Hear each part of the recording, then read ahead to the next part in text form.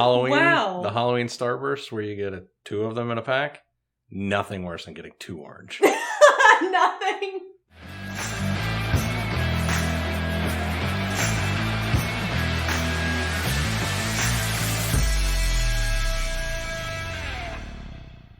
Greetings, listeners, domestic, international, and demonically possessed. I'm Dave Reed. And I'm Kristen Riley, And this is the Rotating Cast Files. where we watch and discuss TV series that were canceled too soon. Today we are talking about Crazyhead, Season 1, Episode 3, Shave the Cat. It was written by Howard Overman, again, directed by Al McKay, again. So far, they have done every episode. Mm-hmm.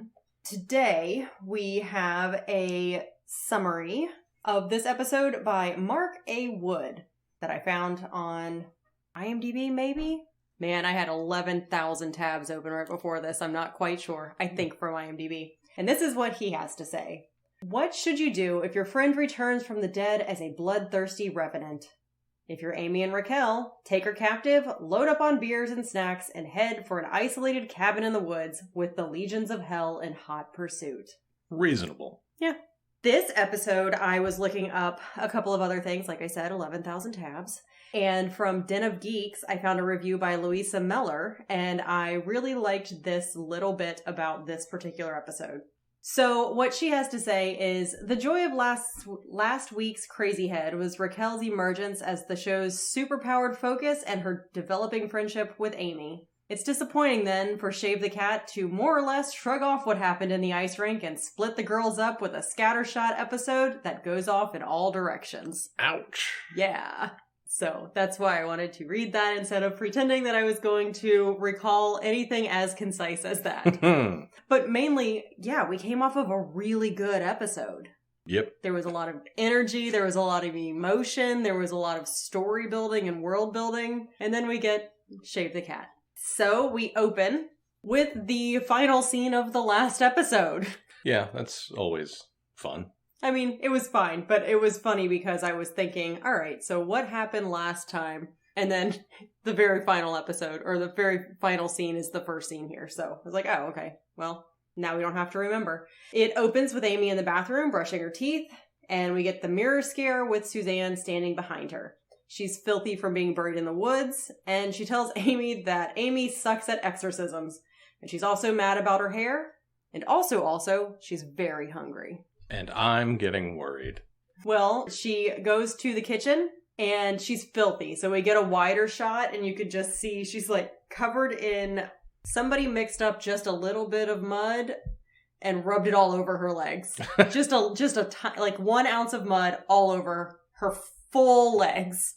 And I guess it's a good thing that they ignored my critique by not burying her very deep. That's true. If they had done that, she might have taken longer to get back. Which is, I don't know how much time has actually passed. But yes, she's eating from the fridge, and as she's grabbing things, she's taking bites and throwing it on the floor. Because it all tastes like garbage.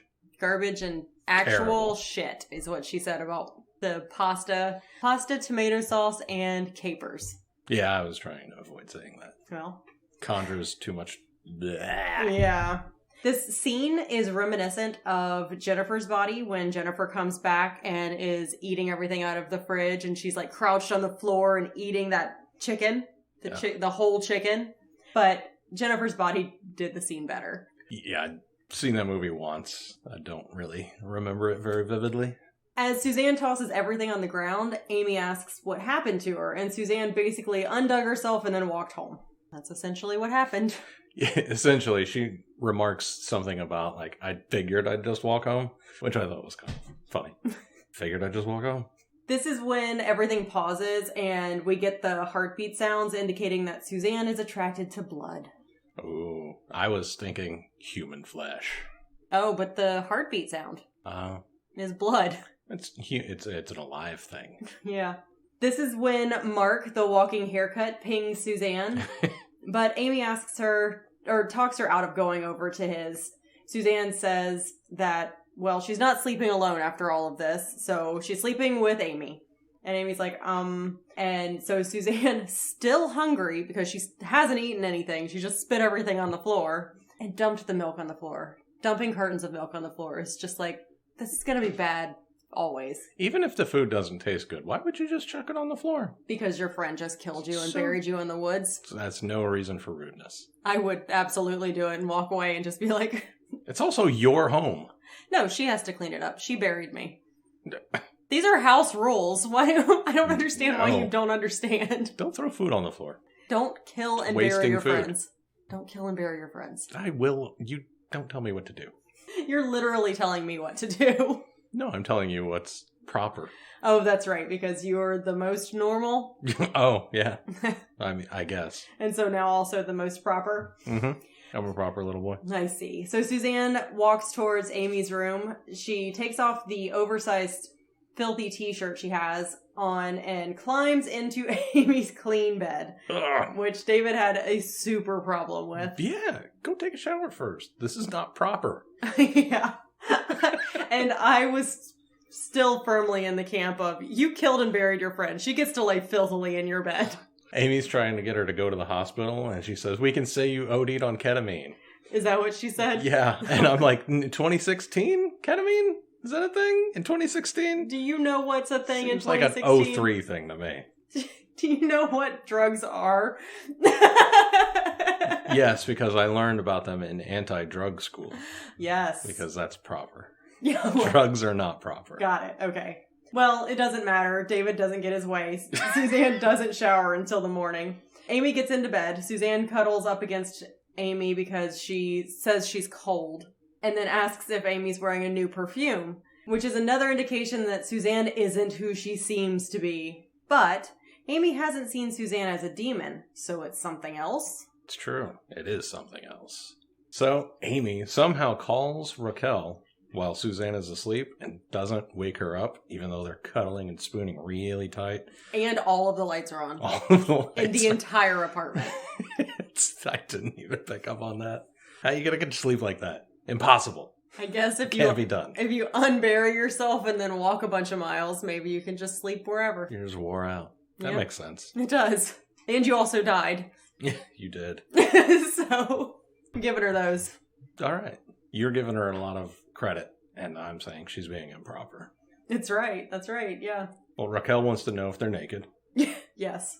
Which I guess is a valid question. No, it's not. Why not? When is that ever a valid question? Are you naked? I don't know. Are you naked?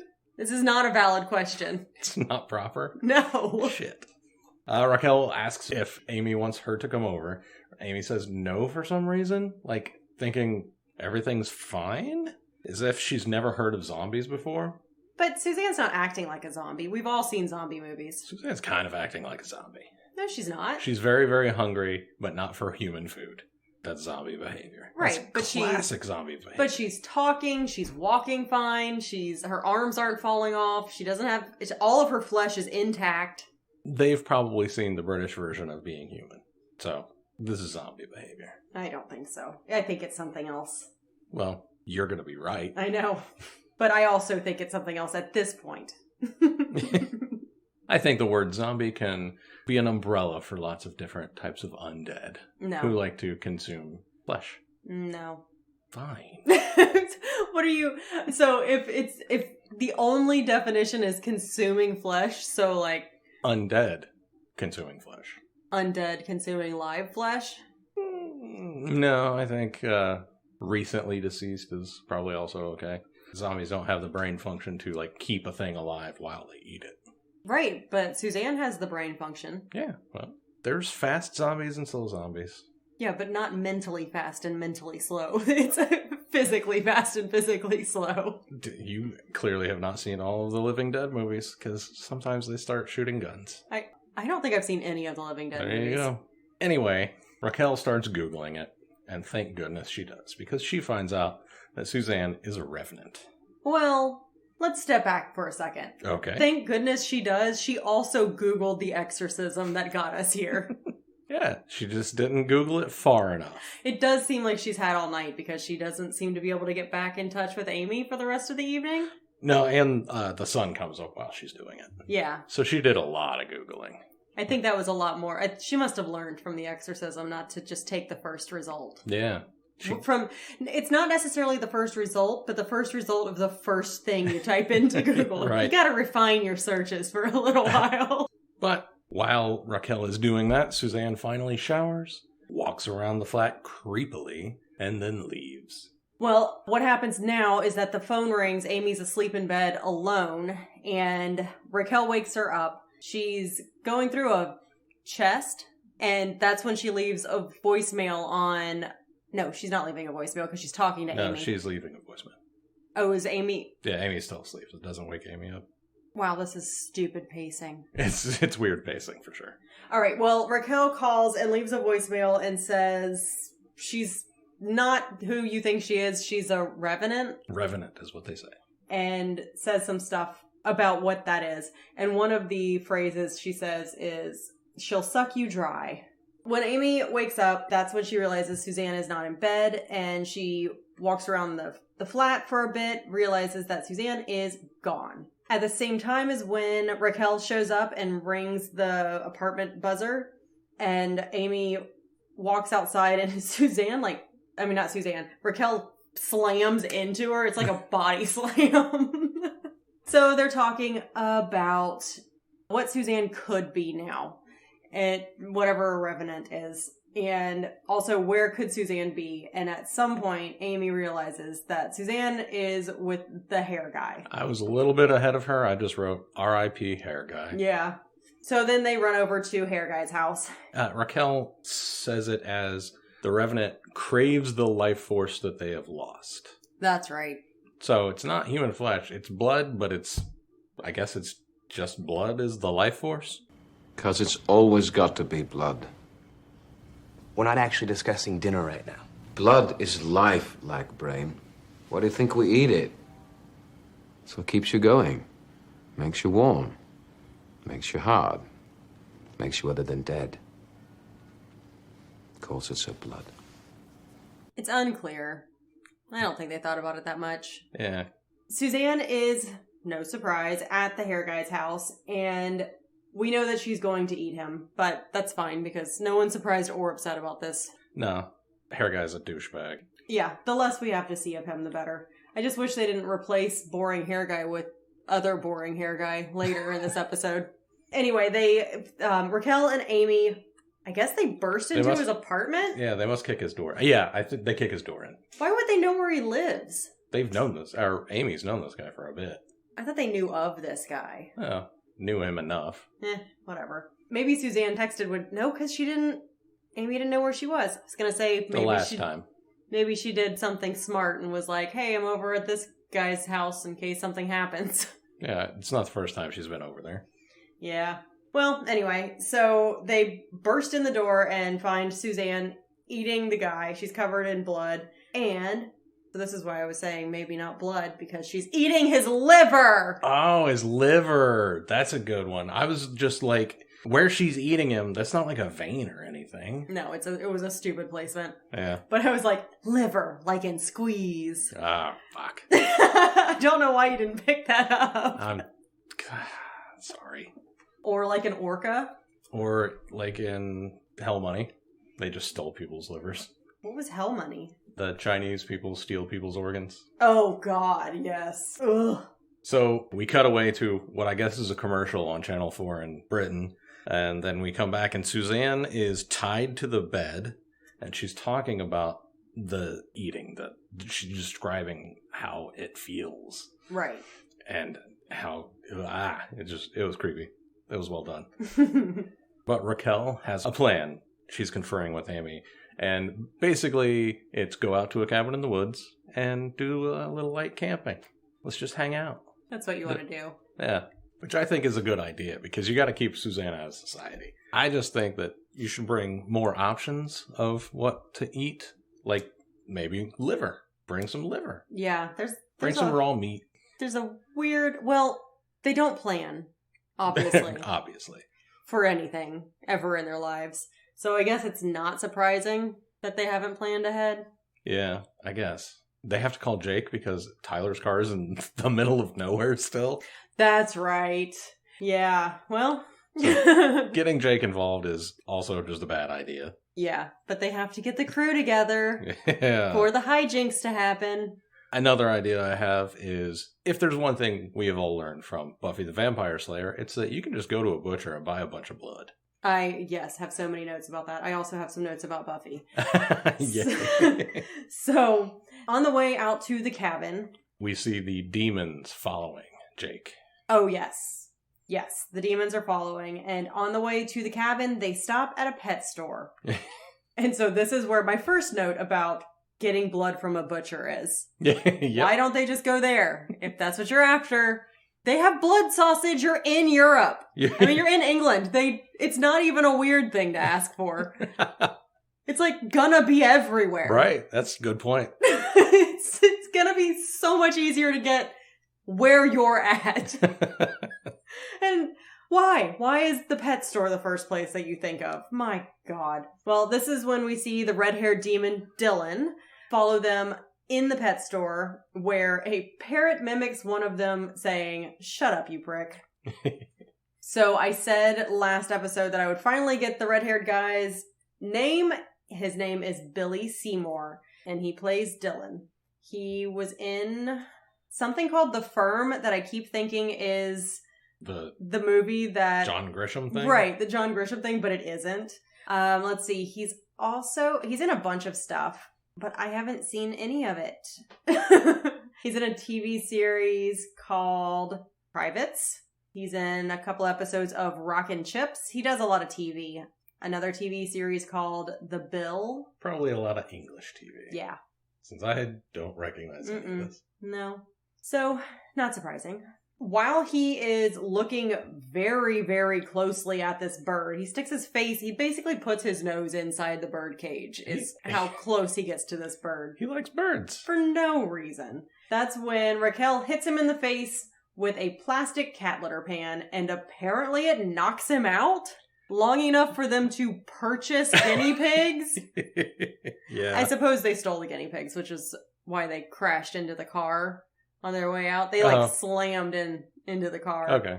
But they got guinea pigs, and either they knocked him out long enough to check out, or they scooped him. Scooped. I was trying to make a Guy Ritchie joke when you said snatch, and I came up with nothing. Yeah, I thought you were going to say something, so I paused. It didn't go anywhere, so I kept going. Hey, look. So it's a heck of two roof lights. The stylish house frame furniture. And Scar cushions with matching shark cover. You saved me. Before Amy and Raquel get into the car, Jake and Suzanne are in the car, and Jake asks Suzanne about dying. What's it like to die? What does it feel like? And she tells him it gives you migraines. She says a couple of things, but she says it gives you migraines. And he, being the conversationalist that he is, he says, "You know what gives me migraines? Tangerines." Isn't that weird? Yes, it's weird. It's weird, but it's also not equivalent to what is it like to die? And that's when Amy and Raquel get back. Raquel says they got guinea pigs 2 for $3. 2 for 3. I wrote 3 for 2. I couldn't remember which. 3 for $2 would be a sale. That would be a hell of a deal. But 2 for $3 is what I think she said, which is just like you paid extra for them. 2 for the price of 3. Oh, I'm thinking 2 guinea pigs for £3. Oh, okay. Anyway, they drive away. We show up in Cullen's office, where Cullen is just monologuing his bad guy monologues. Yep. Which I'm finding to be a little lacking, actually. Oh my gosh, I'm so glad you got all of his scenes, because I was like, I'm finishing up my notes for this scene and do not care what he's actually saying. They're just real, I'm generic and mean. Right. And yeah, I'm finding it a little lacking, because the actor's really good. I think he's doing as much as he can with what he has. Yeah. So I don't want to knock him for that. Yeah, I am not knocking Tony Curran, because he's really good. The dialogue's just not there. Not sure Howard Overman knows how to write evil villain monologue. Maybe he's also bored. Oh, weird. He's like, this is my bad guy, but who cares? hey man, this is your bad guy. Oh, why is there another bad guy in this episode? He's really good at writing, like, Raquel's dialogue. Yeah. Raquel's dialogue is fantastic. Yeah. But the evil monologuing is just generic and mean. I'm just, Here, I'm a bad guy. Yeah, every time he shows up, I'm like, I can kind of check out because I understand what's happening. And then out of nowhere, he just shows Dylan an ink blot. That looks like it's made out of blood. It is red. It's a red ink blot. But it's not like bright ink red. It looks kind of like blood. Kind of like red. blood, yeah. So I don't know if that's what it was or not. That's what I would have said. What does this remind you of? It reminds me of blood. Did you do that with blood? Instead, Dylan vacillates between vagina or a frog or a frog's vagina. Yeah, it takes so long. And this whole scene's boring. But it doesn't, it's just a setup for Callum to hit his lackey again. This is telegraphed from the moment Dylan walks in the office is what's going to happen. This guy's going to get beat up. Yeah. And it's going to be boring because it's going to be nothing. We don't see it. Just like we didn't see the last time. Yeah, and he hits him with a phone that doesn't break, so he definitely didn't really hit him that hard. No. Unless it was one of those Motorola's. That's true. One of those old school Motorola's. It still works to this day. Dylan's lucky to be alive. It's true. Yeah, so that scene was kind of lackluster. Did anything else happen in it? Absolutely nothing. I didn't think so. Well, this is when we cut to Tyler, Raquel's brother, calling and asking where his car is. And I don't know what she says, but it's an unsatisfactory answer. And then she basically hangs up on him. Yeah. So they're going to the cabin in the woods with a big yellow kayak on the top of their vehicle. So it's a big red car with a big yellow kayak. And we know that the demons are following them. Yeah. So it's easy to see. It's just the easiest thing to see. I like that you wrote the cabin in the woods because I wrote that they went to the Evil Dead cabin. Okay. At the cabin, they realize there's no one to eat nearby except them. Breakfast, lunch, and dinner. Yeah, Amy finally points out the obvious. Right. Inside, it's apparent that Sawyer was living there, but why he slept on a cot in the cluttered living room rather than one of the bedrooms is a mystery that no one cares to explore. It's self-flagellation. I see. Amy asks about Sawyer, but Raquel doesn't want to talk about it. She says, just don't get eaten, and Amy puts researching how to get Suzanne back on Raquel. Now that Raquel knows she's a revenant, maybe she can get some good Googling in. But in order to get the good Googling, she has to get signal because, remember... They're in the middle of nowhere. That's right. And so she walks to the top of a hill. They're at the Evil Dead cabin in the woods. Yep. So then we cut back to Callum, who shows up at Tyler and Raquel's place and just comes at Tyler with a bunch of bullshit that's not really worth repeating. Basically, he tells Tyler that he's Raquel's psychiatrist. Which Raquel can easily disprove, so it's a bad lie. But not right now. Basically, he's there to find out where she's at. All right. And that is successful. Yeah. Tyler does tell him where he's at. Yep. Tell him where they're at. Yes. And who's with her. Tyler just gives up everything. But it's because he trusts this guy who just randomly showed up and said he was the psychiatrist and that Raquel has not been showing up to her appointments. Yeah. That's just what Raquel can easily disprove, though. That's kind of what I'm thinking. But not right now. No, not right now. So trust is broken. Now Tyler thinks that she's been lying to him this whole time, which she has been, but about different things. True. So, either way, Callum knows where everyone is. Back at the cabin, Raquel is trying to get cell signal on the hill, and some blue-eyed guy, Harry, was creeping up on her. He says he wasn't creeping. She says that he was creeping. And he says that's just how he walks. And I was like, well, this guy is going to do some more creeping in this episode. Oh. Look, a creeping kid. Yes. From my movie, The Creeping Kid. But no, it didn't happen. They were filming tall, angular veterinarian film that way. Yep. The guy who plays Harry is named Charlie Archer. And most recently, he was delivery guy in Mission Impossible Fallout. And that's when I asked if Mission Impossible Fallout is a movie or a video game. But I'm assuming since there's like 9,000 Mission Impossibles. Since he's delivery guy, it's probably an actual movie. Yeah. It'd be weird for them to get one voice actor to do delivery guy. And I'm pretty thrilled at myself for probably being bombarded with the bullshit marketing for a Mission Impossible movie and not knowing that there were so many Mission Impossible movies out. There's so many of them. I know Mission Impossible, And then it's just Tom Cruise and some stuff, being the exact same guy.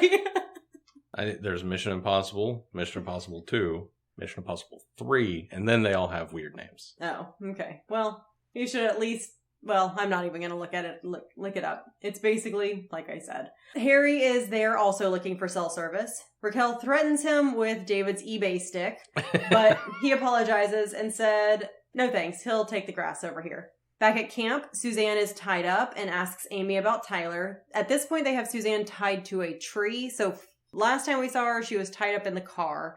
Now she's tied up to a tree. In a little bit, she'll be tied up to a radiator. Yeah. They never show us them moving her. I don't think it's necessary to show that.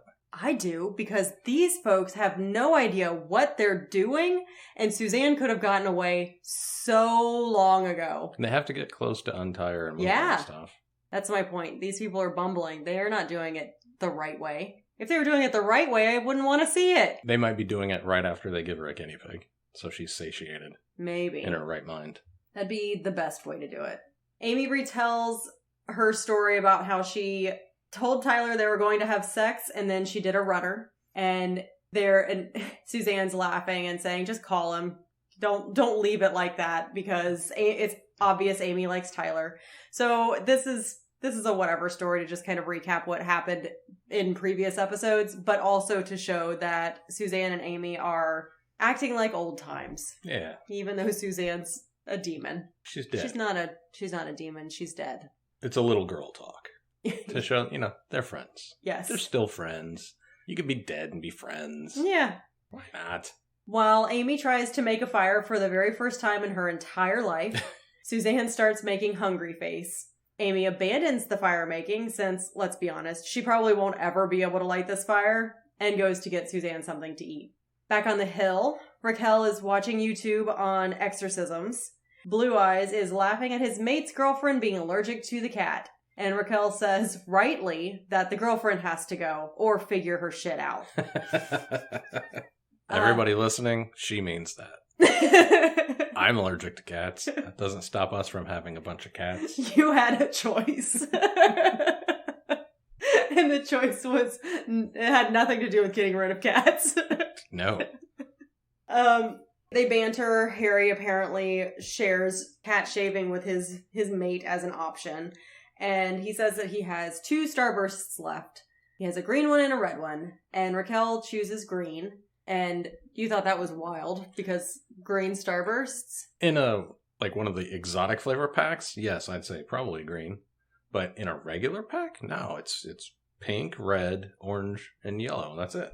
That's fine. Why does it have to be a standard pack? Well, you said it probably was a standard pack, but just British. I did say that. That's why I was like, oh, that's weird. It could definitely be.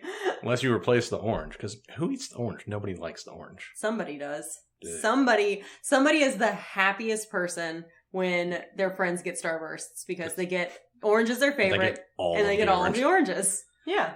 So that one person is having a great time with orange starbursts. Well, good for that one person. Yeah. But the rest of us should not have to cater to that one person. You're not catering to them. I'm sacrificing so much. No, you're sharing. It gives you a way to share with your friend without actually sacrificing anything because you weren't going to eat it. The Halloween Starburst where you get 2 of them in a pack, nothing worse than getting 2 orange.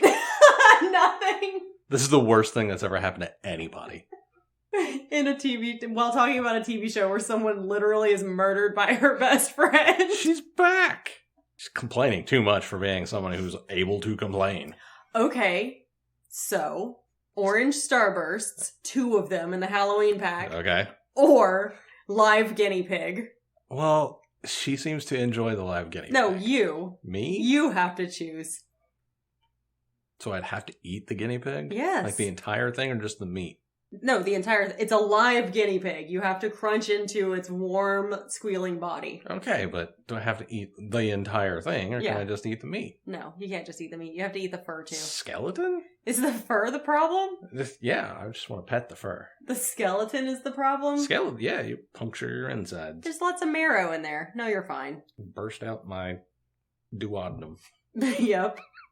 Oh, I actually had something to say about Harry. Oh, okay. Well, that makes one of us.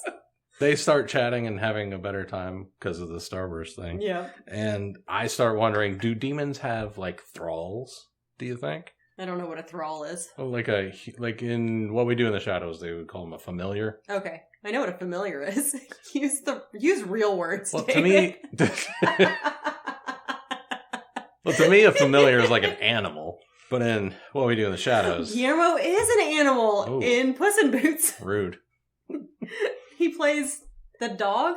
I don't know. You should follow him on Instagram. He's hilarious and fabulous at traveling the world. He is. How I've been thinking of Harvey Guillon lately is George Santos. Seems like the worst Harvey Guillon character to me. You don't need to know about it. It's fine. It's a political thing. It sounds like a stupid political thing. It's incredibly dumb. Hmm. So Raquel goes back to the cabin, the Evil Dead cabin in the woods. Yes. And she's done her research. She's watched her YouTubes.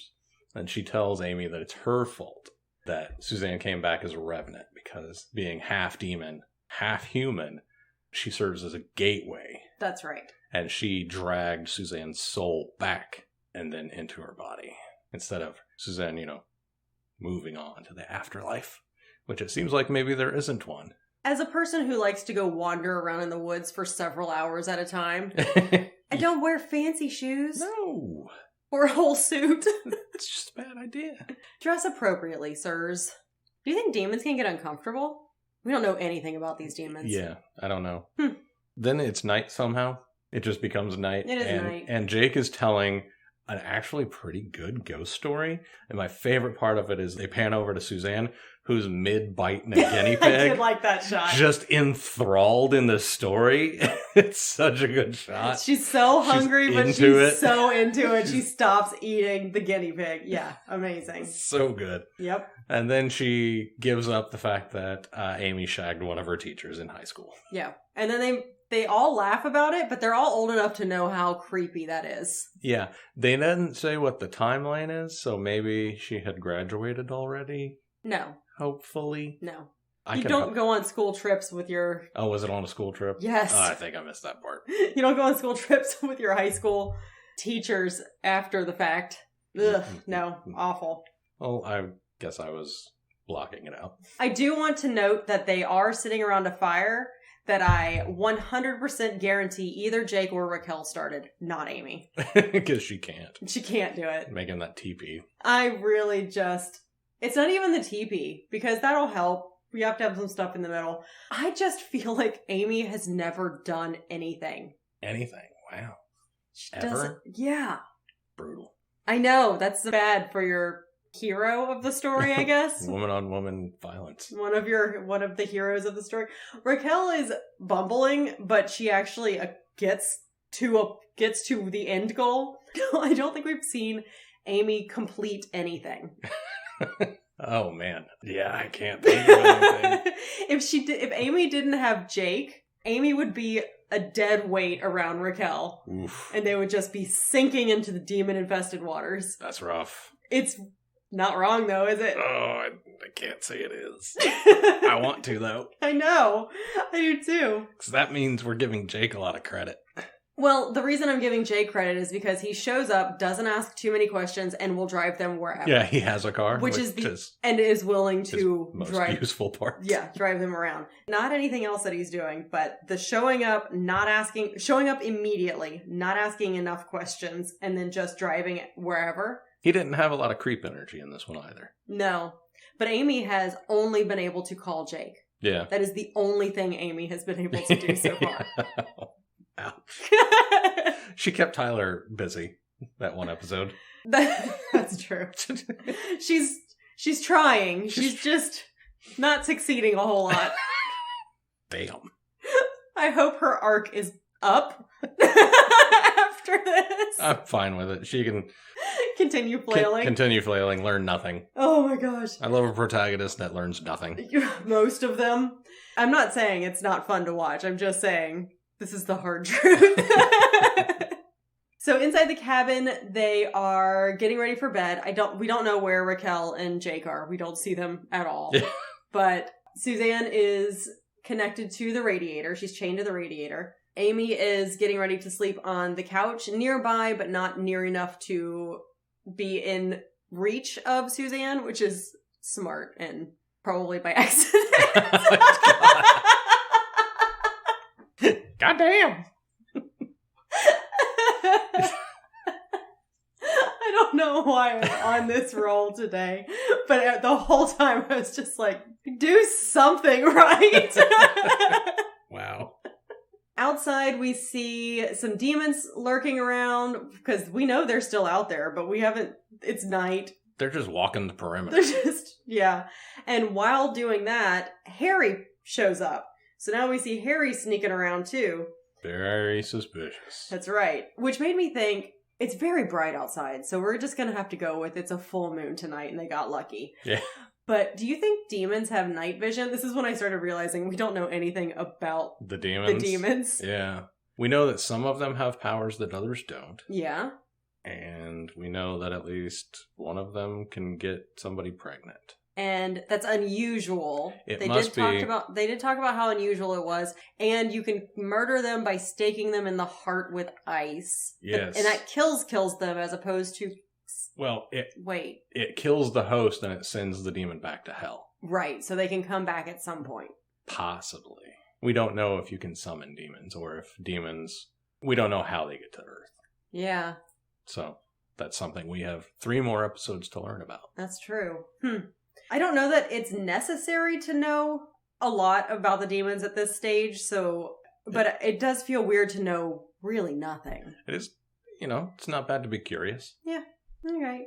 After all of that, that turns out to be nothing. Nobody does none of the outside creepers are doing anything to the inside sleepers. Just walking. Creepers and sleepers. That's what the episode should have been called. Right? Making sure it's creepers and sleepers. Amy has a nightmare about Suzanne eating her. Ooh, not a nightmare. A premonition. A vision. But she doesn't know that yet. She doesn't know that yet. But this is where I figured out, she's having visions. Okay. Do you think it's going to come up again? Yes, I do. Good, because I think I've been a little bit burned with the X-Files not bringing up things back. This person is magic, but only today. Scully is a hand-picked warrior of God. A paladin. Scully is a paladin. Yeah. For this episode? And maybe we'll remember once and throw in a line, but it won't go anywhere. Yes, so she has visions. When she opens her eyes, she looks across. Suzanne has laid down but is staring at her lustily. She's gonna eat you, Amy. The next morning, Raquel finds a green starburst in a bracelet on the porch. It was what Harry was doing. He was leaving. He had discovered where they were staying, probably because of the big red car and big yellow kayak. He wasn't even trying to find them. He was just like, oh, this is them. At first I was like, that's creepy. And then I was like, I bet you can see that kayak from the hill. Never mind. And good for Raquel and you for recognizing right away that was a bracelet. Because I had no idea. She walks to their hill, but he isn't there. Because we have to be confused, thinking that the demons got him, but they didn't pause long enough because it was half a second before he walked up the other side of the hill. And we were like, I wasn't worried about him anyway, but... Wow. They banter, it's whatever, but where is Harry staying? Why is no one asking the questions? Because I had that one on the other part of when they were on the hill, when they met. Generally, you run into people who are like, oh, I didn't know anybody else was out here. Whereabouts are you staying? Not to be like, show me exactly your Give Latin me your GPS coordinates. Right. But, we're staying over in that area. And that's kind of a thing that you do so that you don't wander in that direction to pee later. That makes a lot of sense now when you say it that way. And, I think it would be a good idea to get the whereabouts kind of in general if you're trying to keep a newly bloodthirsty person-eating demon on lock. To know where the nearby That's a good idea, person is. No one asks questions, though. No. We have discussed in this episode, they're not good at this. No. That's part of why we love them. I guess so. If they were just badass demon killers, No. that's going nowhere. They do chat for a bit, and then something awkward happens, and Raquel basically runs away. Yeah, that was strange. She kind of turned on a dime for me. Yeah, I was like, what happened? What'd I miss? I'm not rewinding it. Yeah, same. And we go into the cabin where Suzanne and Amy are having a chat, but not a fun girl talk chat. Suzanne's like accusing Amy of being afraid of her. Amy's trying to say, no, I'm not. And yes, you are. And yes, you should be. Mm-hmm. But you can't show your fear. That's when the things attack. That's when the predator versus prey. Amy says, hey, let's go sit by the campfire or whatever. Even though it's daytime. I don't know why your campfire's going. No, she just said, do you want to go outside? You want to go outside? Like a dog? She's like, you want to go for a walk? Do you want to go outside? Do you go outside? Do you want to go outside? So another thing we do know about the demons is sun doesn't bother them. Right. And I don't think they sleep because they're out all the time. They are. They're just constantly going. I guess you can be outside at nighttime. It is nighttime at 5 o'clock. Yeah, and everybody else was awake at the same time. That's as true. them, so maybe they just got up in a tree and took a little snooze. Yeah, maybe. But Suzanne starts talking about let me go and freaks out on Amy. Just, let me go, you bitch! Yep. Very heartbreaking and scary. Well, Suzanne is starving to death. She is. Again. Starving to death again. Yeah. But what can you do? They ran out of guinea pigs and didn't bring any liver. Nope. Or blood, or food for them. We never see anybody else eating. No, we don't. That night, by another fire, it gets nighttime real fast. Amy and Raquel are talking about finding a cure. Basically, Raquel is telling Amy what she found, if she found anything. They're trying to... It's really nothing. They don't know yet. They don't know what to do. They joke about having sex with a geography teacher again. It's still not funny because gross and bad. And that guy's probably still teaching. Jake is doing something. He's got the lantern and he's inside the cabin. Suzanne apparently declined coming outside all day. Just stayed on her little pallet by the radiator. Every time Amy came near, she said, let me go, you bitch! It was a long day. That's why that's why Amy just stayed outside after a while. So as Jake's bumbling around in there, Suzanne calls out to him and she tells him she really has to wee. He hesitates, but she gets him with urgency and pleading. Jake is an idiot. And it gets the better of him. He's trying to be a good guy. She doesn't drink water.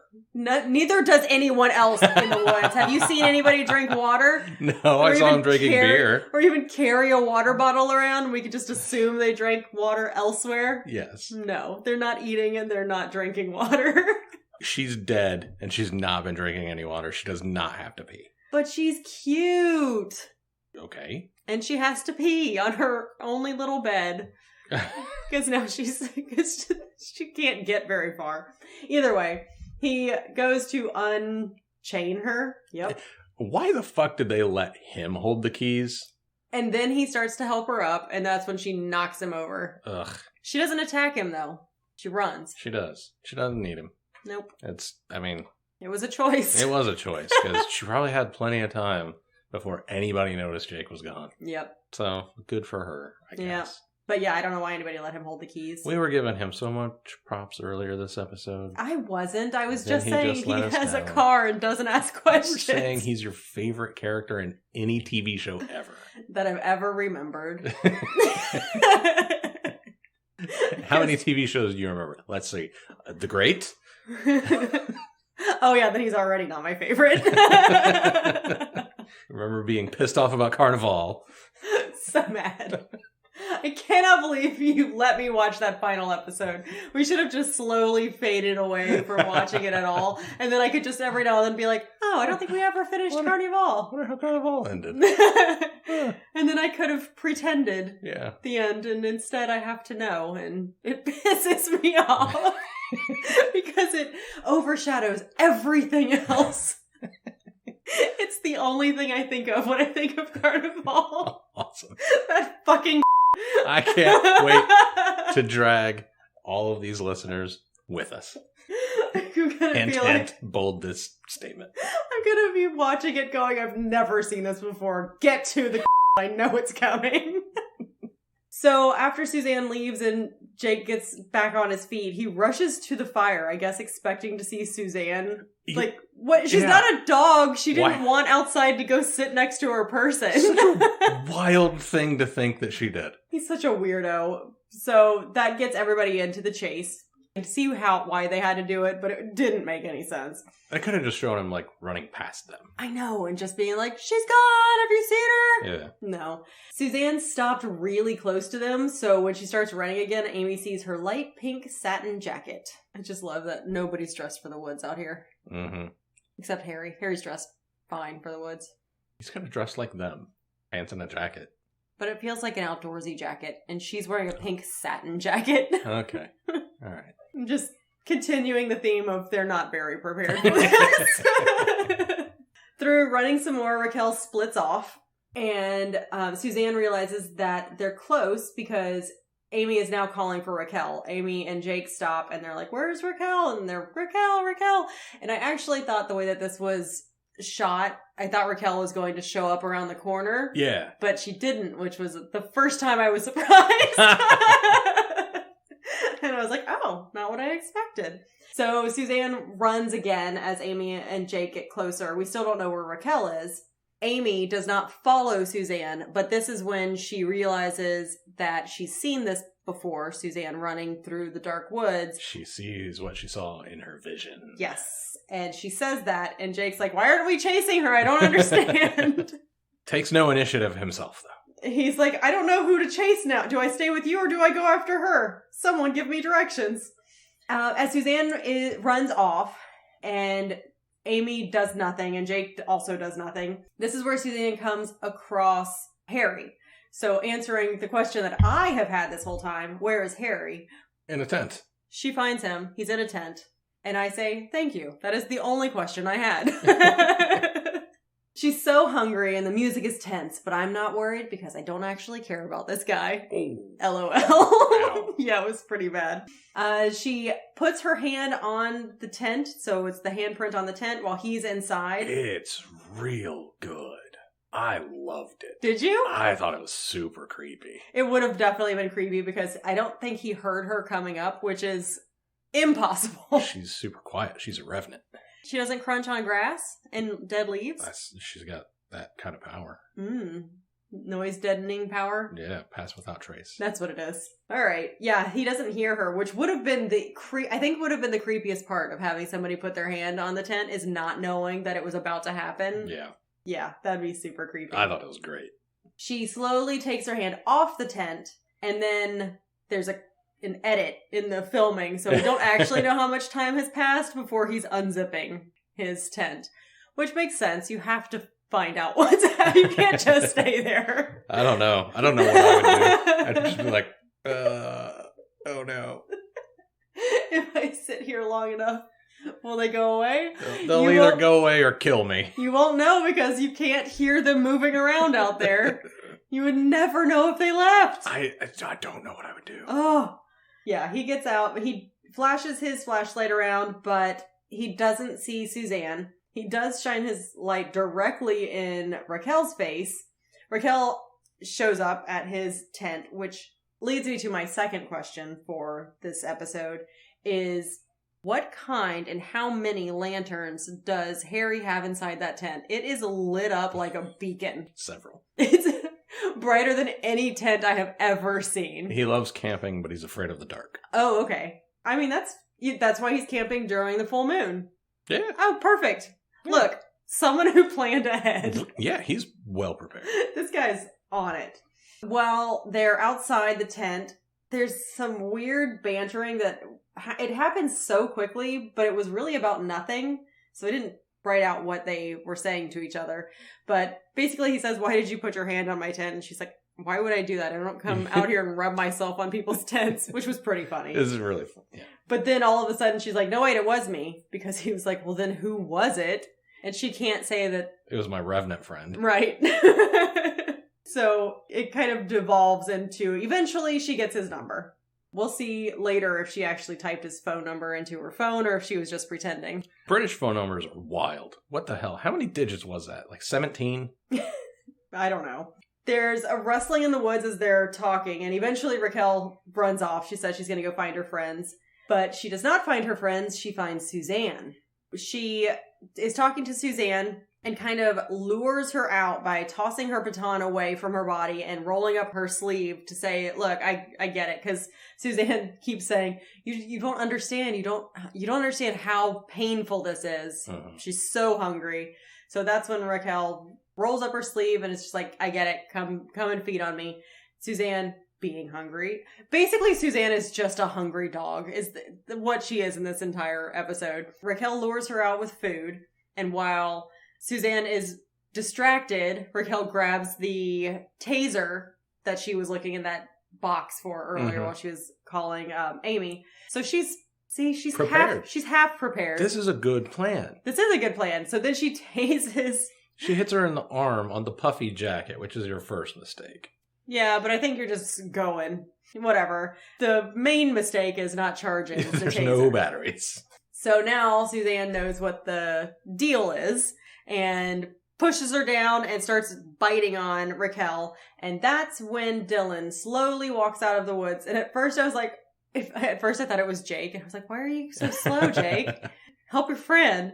But then I realized it was Dylan and I was like, no, I understand. You gotta stop this, but you don't have to stop it right now. Too soon. You clearly don't like Raquel. Right. You can't let her die, but you can let her get bit a little. Yeah. So he hits Suzanne, and then apparently Raquel passes out also. Amy and Jake shake her and wake her up, and Suzanne and Dylan are gone. Raquel knows that something is weird because she's been killing these things since she was 14, but they saved her life. So it's like, ooh. Yeah, there's definitely some dissonance, and she's like, I don't like this because something's obviously changed. Yeah. This is a thing, this is a dynamic I don't understand, which means I don't understand something very big. It's new, and therefore it's scary. Yeah. And also it has to do with demons, so it's definitely scary. It's doubly scary. Right. I don't like just things if they're new. Period. And then they leave the cabin, and then Harry walks up, and then just kind of looks around. It was weird. Yeah, I don't know. It was a weird little bit. I don't know what he's doing. I did notice that, I don't know how long he's been camping out there. It's obviously been a couple of days because there's been some nights in here scattered throughout. And he knows where the cell phone signal is. Yes. So it might not be his first time out there. But either way, his hair is squeaky clean. Oh. He just got out of the shower and styled it. Oh, so you find that suspicious. I do. Okay. I don't think he's actually sleeping in that tent. I bet he has a trailer or a hotel room or something. Oh, like Bear Grylls? He's faking it? Yep. But at least he doesn't talk like Bear Grylls, so I like him better, even though I obviously don't care about him much. Editor's note, we are getting ready to go on a tear of calling Callum Cullen here, which is odd because we've never even seen Twilight outside of like 20 minutes at a time in a hotel room. Suzanne comes to at Cullen's house, and she's tied to a wooden chair. But we know, surprise, she's not dead because we didn't know if she was dead or not. We kind of figured she probably wasn't, but what do demons do to revenants? You take a bonk on the head, that would hurt me real bad, but I'm not dead. Right. So, who knows? Who knows? Is she dead and decaying also? Oh, it's too soon to tell. Yeah. Does the blood prevent the decaying, and if she stops eating, she'll start decaying? Maybe. Oh, because she did look real bad when she was really hungry. She definitely starts looking worse. Yep. Dried out. Chapped lips. And I'm wondering that because in need of some Burt's Bees. If you start to decay and you get a bonk on the head, could your bones get brittle? It goes straight through? Yeah. Mushy? Yeah. Mushy skull? She got a severe case of mushy skull? Yep. It might happen. I don't know. I don't know anything about these demons. What are the rules? Well, she's not a demon. That's true. I don't know what the rules are anyway about anything. She's surprised to find that she's there. She's obviously hungry, and Cullen's doing the thing where he tells all of his secrets, his secret plans. He's also making eggs, and we find out rancheros. Yes, and he talks about everything. But he does point out, we get the camera zoom out and see that there's another person tied to a chair across the table, and that is Suzanne's breakfast. Yes. Suzanne was trying to get Amy to let her eat a pedophile or a rapist. Yep. But we don't know if this guy is a pedophile or a rapist. I'm gonna go with probably a rapist at the very least. At the very least? Okay. Yes. I don't know about the pedophilia part. I think Cullen probably just grabbed a random person. I was wondering because it would be a really good way to get rid of someone you needed to get rid of in a very scary way if you're trying to send a message. Depends on how much of it the Revenant eats. If Revenant eats the entire body, oh yeah. Yeah. If I was an assassin, it's also I'd keep a Revenant around. It's also unclear how much the Revenant needs to eat because she only ate a little bit of the hair guy and then she had a guinea pig, but that guinea pig looked mostly whole. She had at least 2 guinea pigs. Yeah. If it was 2 for 3 or 3 for 2, right. We're not sure. Yeah, I don't know. Well, as the part of his plan is basically, he's being pretty vague. He's not telling all of the details, but he is saying, I'm using you to lure in Raquel through Amy. Yep. And then he unties her and he says, enjoy your breakfast. And she looks like she's going to. Yep. And she sits there hissing for a little while and we don't see her attack it or eat the guy's liver. But she could also just get blood or liver at a butcher. Yeah. Very good. Just an FYI in case any of your friends ever turn into revenants. Check the butcher first. They probably have something. Well, all right. What is your lesson? My lesson is not every episode can be a banger. Mine is focus on the 2 main characters. It makes for a better episode. Yeah. All right. And one of the things that people have critiqued the show about is having a Buffy problem. Okay. I have seen it compared to Buffy, but usually favorably. Let me guess what the Buffy problem is. I can't guess what the Buffy problem is. I've only read a little bit about this, but one of the things the reviewer that I was reading for this point said it would be unfair to continue, or boring even, to continue comparing to Buffy if the show didn't do so much to be like, and this is like what Buffy does. They're basically pulling Buffy-isms, but... I see. So if they're going to do it, if they're going to pay homage to Buffy, then you get to compare it because you keep doing it. You keep reminding everybody of this. Kind of distilling down the Buffy problem is it's the dialogue. Revenant Suzanne isn't vampiric, but all blood-sucky. It's the villain. The mayor meets Glory. Fastidious bon vivre is what they said. And even the props, Raquel's concealed weapons chest, all recall Joss Whedon's show. And it's true. One of the main critiques that I've seen beyond just the comparison is that for all of Joss Whedon's faults, and there are many, there was a point to Buffy and the big bads. Yeah. Because it was basically the big bad as a stand-in for real world problems, whatever they were. So you could kind of go, okay, I see that this is a metaphor for this. And in Crazyhead, what is the point of Suzanne being a revenant? Like what is the point? I don't think it's a metaphor. I think it's just part of the story. Maybe, but I think that's part of the problem when people start comparing them so closely. Yeah, it's definitely not a one-to-one. No. But there are definitely some one-to-ones. Like, I wasn't thinking about the weapons chest, but yeah. Mm-hmm. That's certainly one of them.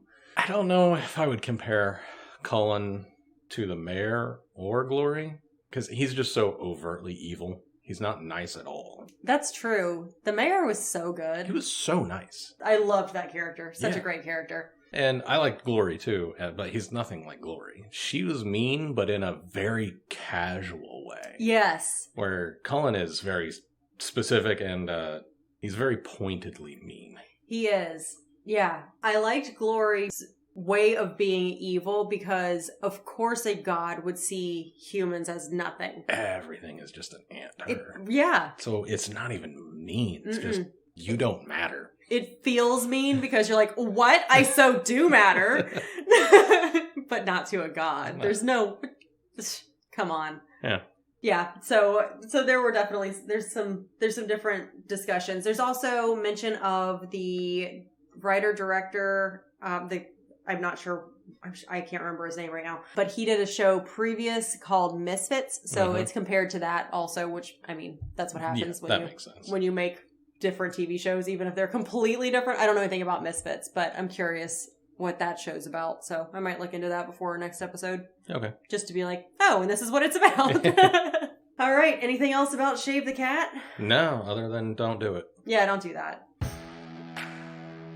The Rotating Cast Files is produced by Kristen Riley and Dave Reed, edited by Dave Reed. Thanks for being here, and if you enjoyed the episode, please rate, review, and subscribe. If you could go to Apple Podcasts and please go rate and review us, give us 5 stars. Tell us that we're doing magnificent things. Oh, gosh. Tell us that we are doing the impossible with podcasting. Wow. We would love you forever. Or even easier, tell people about us. You can find us on Twitter and Instagram at CastFiles. We also auto-post to YouTube, so if that's your streaming service of choice, or if you like closed captions, they are available there. And finally, email us at therotatingcastfiles@gmail.com.